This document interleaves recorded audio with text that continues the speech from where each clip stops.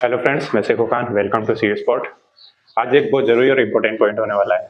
बहुत से मैंने देखा है, जब टेनिस क्रिकेट बैट जब लेते हैं तो उसे बाइंडिंग करते हैं जगह जगह से। बहुत से एक दो तीन मिनिमम बाइंडिंग, तीन या चार बाइंडिंग तो रहता ही है। चार मान लो या पांच मान लो, ना बाइंडिंग वो रखते हैं बैट में। जगह जगह से जो धागे होते हैं उससे बंधे हुए होते हैं बैट।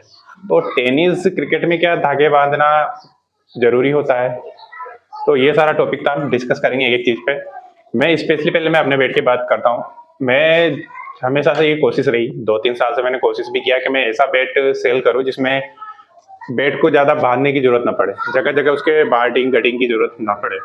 स्पेशली मैं इस साल सक्सेस हुआ हूँ। मैंने ज्यादातर बेट जिसको भी भेजा है बिना बाइंडिंग के भेजा है। और कोई बेट मुझे लगता भी था कि कोई हार्ड बॉल है या हार्ड हिटिंग करने वाला है तो मैं उसे इस दो जगह से बाइंडिंग कर देता था, एक ऊपर से एक नीचे से। इसके अलावा मैंने किसी भी बैट में कहीं भी बाइंडिंग नहीं किया। एक अच्छा खासा बैट सेलिंग का इस बार आया है हमारे, क्योंकि देखो 2-3 साल से स्टार्ट किया तो इस साल मुझे वाकई में लगा कि बहुत अच्छे बैट मेरे पास से निकले हैं।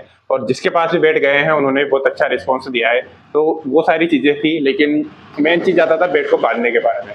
तो बेट को बांधना है जरूरी क्यों होता है वो भी मैं आपको बता देता हूँ, और बांधना चाहिए या नहीं बांधना चाहिए वो भी एक जरूरी पॉइंट है। तो मैं सबसे डिस्कस करता हूँ।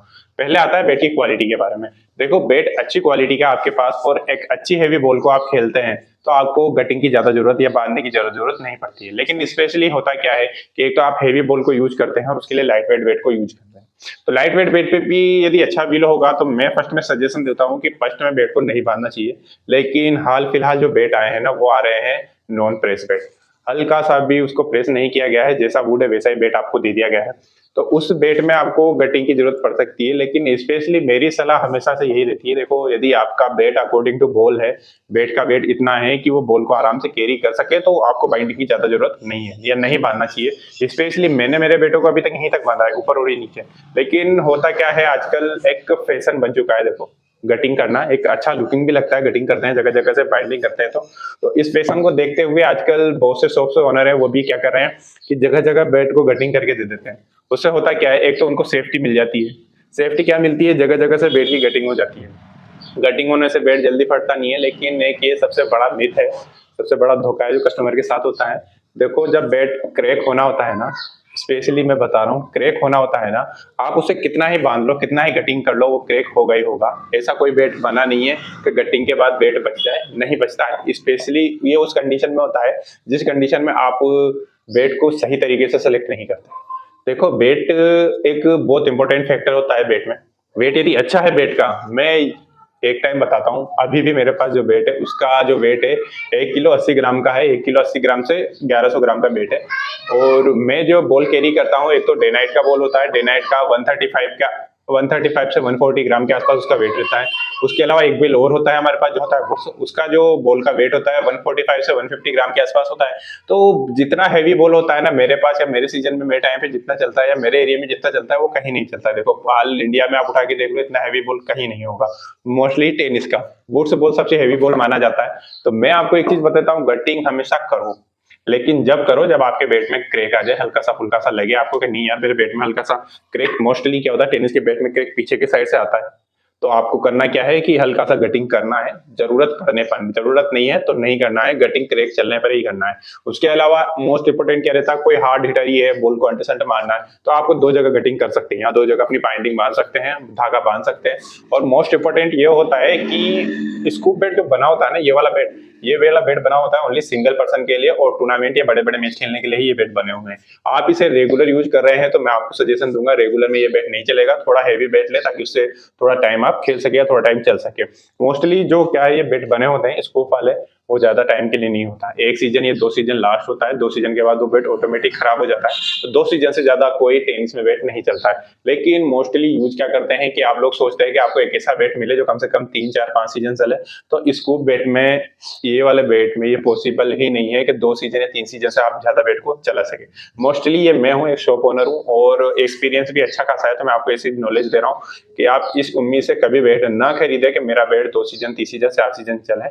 आप हमेशा उस बात पर जोर दें कि आप यदि मैच खेलते हैं, अच्छा खासा अर्निंग का सोर्स है, बढ़िया खेलना चाहते हैं, तो आप लोगों को स्कूप बेट लेना है। स्कूप बेट में जो सबसे ज्यादा जरूरी चीज होता है, आप बेट का बैलेंस चेक किए। बैट का बैलेंस बहुत अच्छा है, आपके हाथ में परफेक्टली ट्रेवल कर रहा है, बहुत अच्छे-अच्छे शॉट उससे निकल रहे हैं, बॉल बहुत लंबा निकल रहा है, बहुत अच्छा शॉट पड़ रहा है, तो वो बैट परफेक्ट होता है। आजकल तरह-तरह के धोखे जो इंसान के साथ होने लगे हैं, देखो कस्टमर के साथ ग्रेन्स चाहिए, ग्रेन्स भी अलग-अलग तरीके के चाहिए, चौड़े चाहिए, सकड़े चाहिए, ग्रेन्स देखते हैं, उसके अलावा पीछे से स्कूप देखते हैं। यार स्कूप का डीपनेस नहीं डीपनेस होना इतना ज़्यादा मेजरमेंट क्यों करता है? स्कूप का डीपनेस से आप क्या निकालना चाहते हो कि बस थोड़ा-सा वेट कम, फट क्रैक नहीं हो। तो जनरली टेनिस बॉल में इतना वेट नहीं आता है कि आपका वेट इस जगह से क्रैक हो। जितना हेवी बॉल मैं यूज कर रहा हूँ, उस हेवी बॉल के लिए मैं जरूर अपने बैट को थोड़ा सा स्पेशली मॉडिफाई कराता हूँ, तरीके से मेरे बैट को बनवाता हूँ ताकि 145 ग्राम का 150 ग्राम का जो बॉल है वो अच्छे से खेला जा सके। उसके अलावा आप कोई सा भी बॉल लीजिए, 135 ग्राम का कोई सा भी बैट, आप 145 ग्राम सॉरी 135 ग्राम का बॉल है और आप हमसे बैट लेना चाहते हो तो मैं आपको स्पेशली सजेस्ट करूंगा कि हमारे बैट आपके लिए 2 सीजन तो बहुत अच्छे से चलने वाले हैं, एक परफेक्ट रिजल्ट मिलेगा और पंच तो ऐसा होने वाला है कि आप जनरली ये चीज लेकर महसूस करते हैं। जब बैट परचेज करेंगे तभी आप ये चीज महसूस करेंगे। और एक चीज आती है जो आता है कंपेरिजन। सब लोग क्या करते हैं, कंपेयर करते हैं, बड़े बड़े ब्रांड देखो। देखो भैया, ब्रांड देख के कंपेयर नहीं किया जा सकता, मैं स्पेशली आपको सजेशन दे रहा हूँ। ब्रांड को कंपेयर किया जा सकता है जब आप उस ब्रांड की चीज खरीदो और उसको दूसरे ब्रांड से कंपेयर करो, तो आप ये चीज जज कर सकते हो कि आपके पास जो चीज है ये परफेक्ट है या नहीं। लेकिन आजकल पता होता क्या है, अब अच्छा ब्रांड देख लेते हैं, अच्छे अच्छे प्लेयर खेलते हैं, फिर आप वही बैट ऑर्डर करते हैं, मिनिमम प्राइस 5500 से ऊपर रहता है। देखो मैं स्पेशली मैं जानता हूँ, मैं भी कहीं से बैट मंगाता हूँ तो उसका यही प्राइस है 5500, 6000, 7000।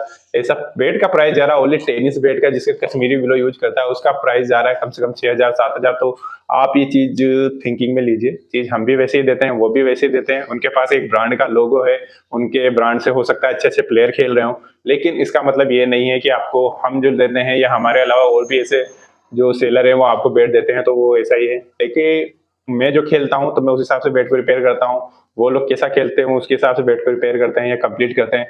हर प्लेयर अपने बैट को अपने हिसाब से कंप्लीट करता है, ये चीज आप अच्छे से समझ लें ताकि आपको किसी तरह का धोखा ना हो। जनरली होता क्या है कि आप लोग बस प्लेयर को देखते हैं, उस ब्रांड का बैट ऑर्डर कर देते हैं। देखो ब्रांड का बैट ऑर्डर करने से कोई फर्क नहीं पड़ता है। एक प्लेयर है, प्लेयर का मतलब ये है मैं प्लेयर हूँ, मैं जा रहा हूँ, बैट सेलेक्ट किया मैंने, मेरे हाथ में अच्छा कंफर्ट आ रहा है तो मैंने वो बैट सेलेक्ट कर लिया, फिर वो किसी भी ब्रांड का हो मुझे उससे कोई फर्क नहीं पड़ता है। क्योंकि मुझे खेलना 2 सीजन ही है और मेन टूर्नामेंट खेलने हैं, तो स्पेशली स्कूप बैट उसी के लिए बना है। अदरवाइज आप कोई और थिंकिंग रखे रहे तो हर कहीं से बैट ना खरीदे।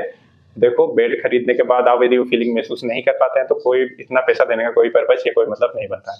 तो मैं आपसे स्पेशली रिक्वेस्ट करूंगा, मेरे पास है तो मैं आपको अच्छा सा बैट दूंगा। ऐसा नहीं है, मैं देखो वादा किसी चीज का नहीं करता हूँ, लेकिन मैं अपनी तरफ से मुझे कॉन्फिडेंस है, मैं आप एक अच्छा बैट आपको दूंगा तो मैं दूंगा, ऐसा नहीं है, ठीक है ना। तो हमेशा आप मेरे बैट को यदि कंपेयर करना चाहते हो तो ये मेरा बैट खरीदें, उसके बाद दूसरा बैट भी आप लें, उसके बाद कंपेयर करें। ऐसा नहीं है कि आप खाली मेरा वीडियो देख लिया या किसी सामने वाले का वीडियो देख लिया। देखो आजकल जो सबसे ज्यादा टैलेंट होता है ना वो प्लेयर में होता है, बैट एक जो हेल्पर होता है ना उसकी तरह होता है। तो आप किसी भी ब्रांड का बैट देखते हैं, उससे बड़ा प्लेयर खेलता है तो उसका प्लेयर का खुद का कॉन्फिडेंस है, खुद का बहुत सारे उसमें जो ताकत होती है या बहुत सारा जो ईगो होता है या बहुत सारा उसका कह दो उसकी मेहनत होती है, वो चीज होती है, वो आपको दिखता है मैचों में। वो उसके खेलने में और आपके खेलने में दिन रात का अंतर होता है। जनरली आपको ये चीजें ध्यान रखनी है और एक अच्छा सा बैट खरीदना है खुद के लिए। Thank you.